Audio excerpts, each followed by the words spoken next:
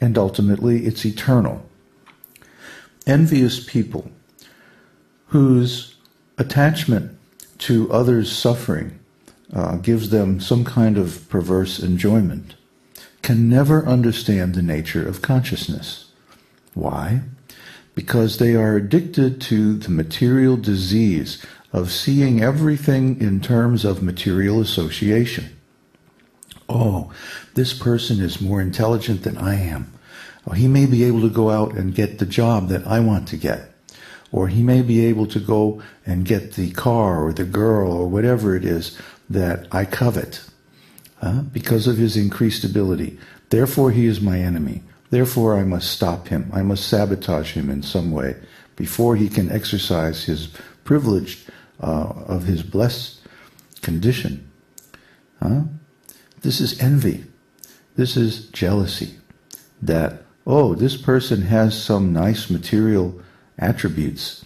Therefore, let me take away his enjoyment of them.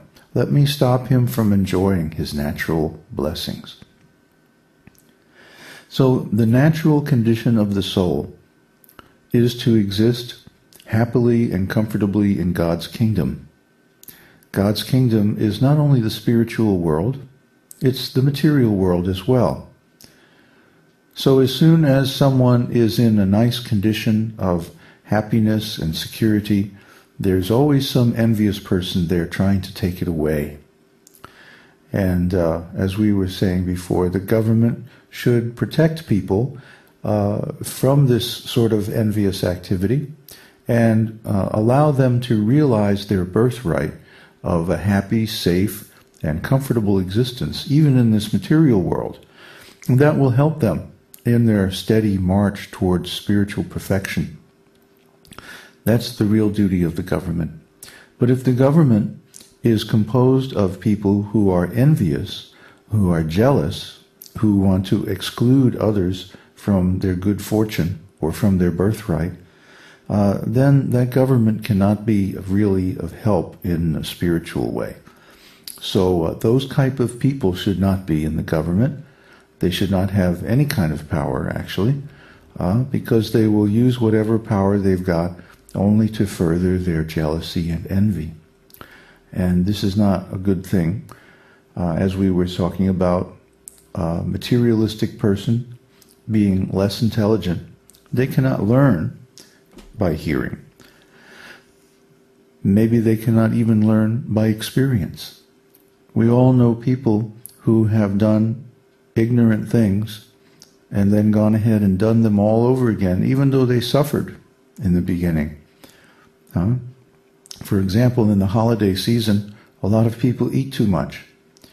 And they say, oh, I'll never do that again. I'll never eat so much of whatever it was that I got sick or whatever. But then the next holiday they do it all over again.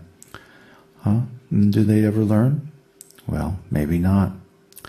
So this is low-class intelligence. Low-class intelligence cannot learn by hearing. But for the esoteric teaching, the approach is learning by hearing. Why? Because we're talking about transcendence. And in the beginning, transcendence cannot be experienced directly because we lack the proper ontology. Our consciousness has become identified with the material world. So we have to change our ontology before we can actually experience the things that we talk about in the spiritual world. How do we change our ontology? By hearing. So simply by hearing, one can change one's consciousness. But this requires first-class intelligence. Therefore, we say the teaching, the esoteric teaching, is for those of first-class intelligence who can learn by hearing. Then they can create a laboratory where others who are a little bit less intelligent can also understand by direct experience. And those who are unintelligent cannot learn even by experience, so we're not really concerned with them. That's their problem. That's because they are so envious that they cannot open up and experience something that is beyond their mentality This is unfortunate, but there's nothing we can really do about it. We would like to open this esoteric teaching for anyone and everyone. Really, religion means spiritual welfare activities for all beings without distinction. So we offer the esoteric teaching to everyone. There's no entrance fee, there's no qualification. Anyone can hear these discourses and apply them, put them into practice in their own life, and benefit. However, we know from experience that only first-class intelligent people can learn that way.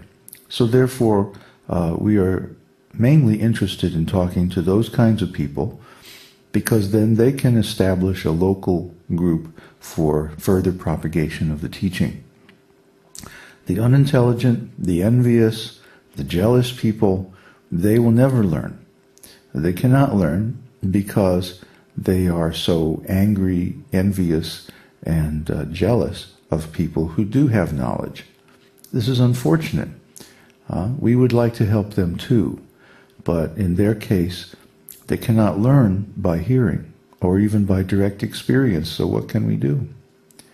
Anyway, the purpose of this esoteric teaching is to help us rediscover our original state of spiritual consciousness and re-experience life from the position of our perfect spiritual body.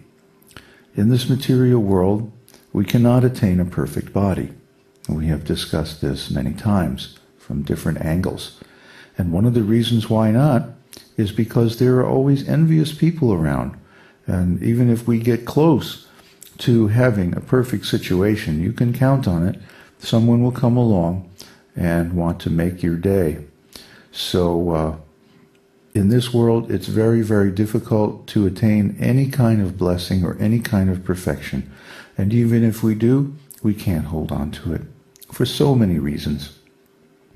But at least we can make sure that we do not study spiritual things with people who are envious, people of a separatist attitude, people who want to say that the Vedas are nonsense, people who want to say that the esoteric teaching is some kind of recent invention.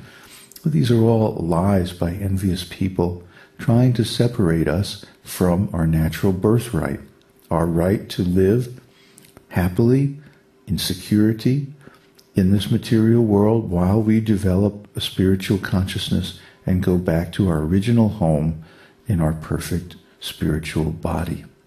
So we should not hear from these people.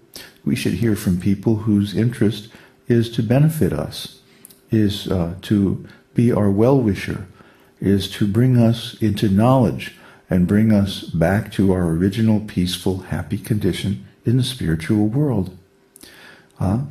That's what we're trying to do here, and we're trying to spread this good fortune around so everyone can benefit and get back to their original state of pure, happy consciousness in the spiritual world and live eternally in their perfect body.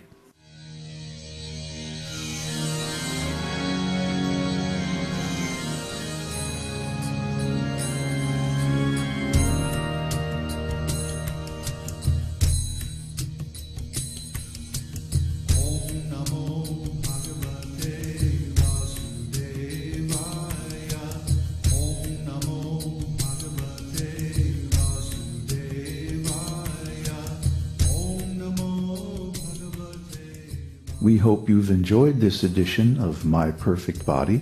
This is David Hughes, your host, reminding you to visit us on the web at esotericteaching.org.